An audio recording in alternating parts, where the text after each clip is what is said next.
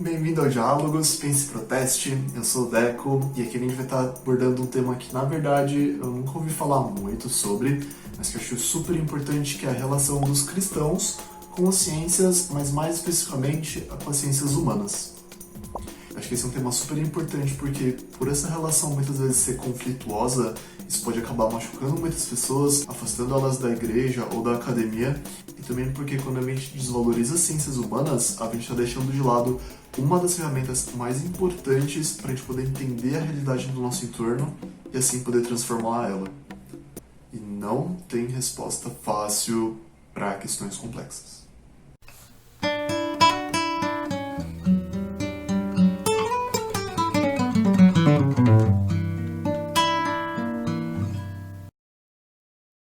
Durante a minha vida de igreja, uma coisa que eu vi bastante falar é que quando os jovens entram na universidade, eles se afastam da igreja. Baseado na minha experiência como um evangélico de classe média, eu acho que essa frase ela tem um certo sentido e é um fenômeno que realmente acontece.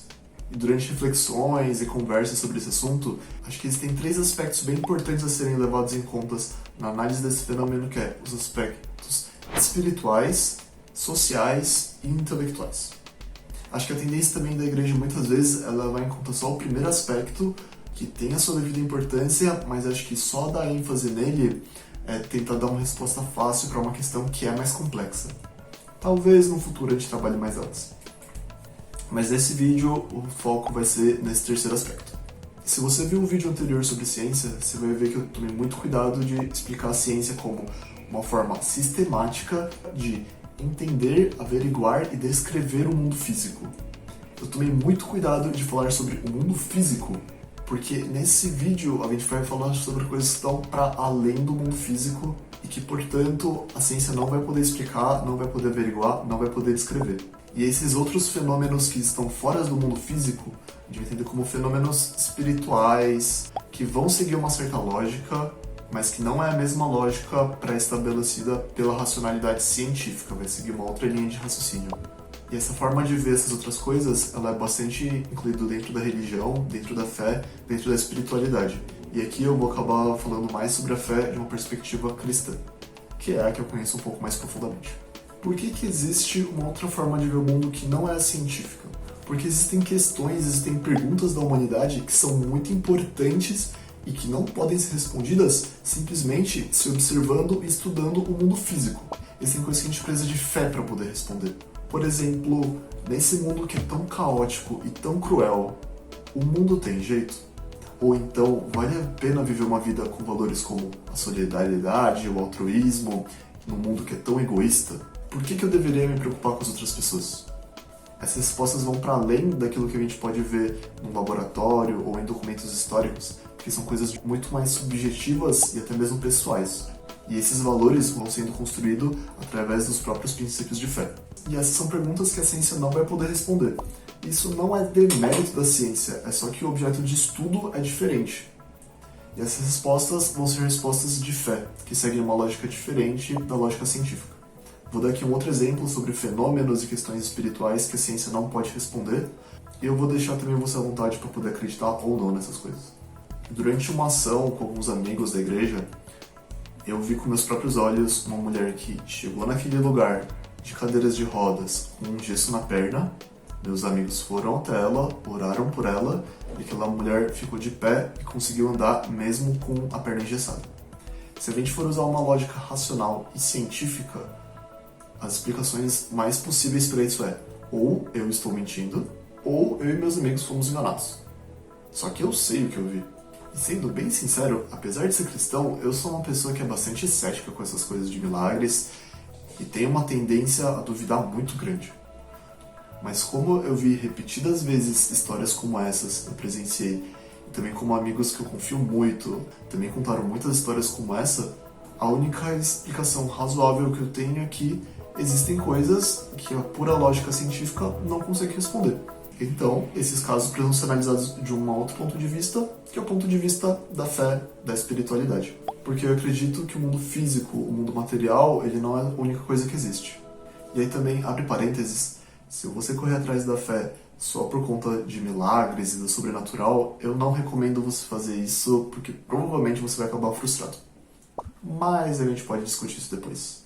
E aí, por mais que eu goste de estudar sobre o mundo físico, estudar sobre história, sobre política, sobre ciência, eu não posso negar que os melhores momentos da minha vida e as coisas mais importantes, elas estão nas questões subjetivas, como minhas amizades, a família, momentos para mim que foram muito marcantes e a minha relação com o próprio Deus. E toda essa vivência, todas essas memórias, elas me fazem pensar que existem coisas que estão para além da nossa objetividade e que fazem parte da minha humanidade, que essa questão espiritual para mim, ela é tão importante quanto cuidar do meu próprio intelecto, do meu próprio físico. Não são coisas excludentes ou conflituosas, mas são coisas que contribuem harmonicamente umas com as outras. Não consigo acreditar que tudo que existe nesse mundo, que todas as minhas memórias e momentos são coisas puramente de relação entre matéria com matéria. Acredito que existe alguma coisa para além desse próprio mundo que a gente consegue entender. E voltando um pouco para o tema do vídeo, por que existe esse atrito entre a igreja com as ciências humanas?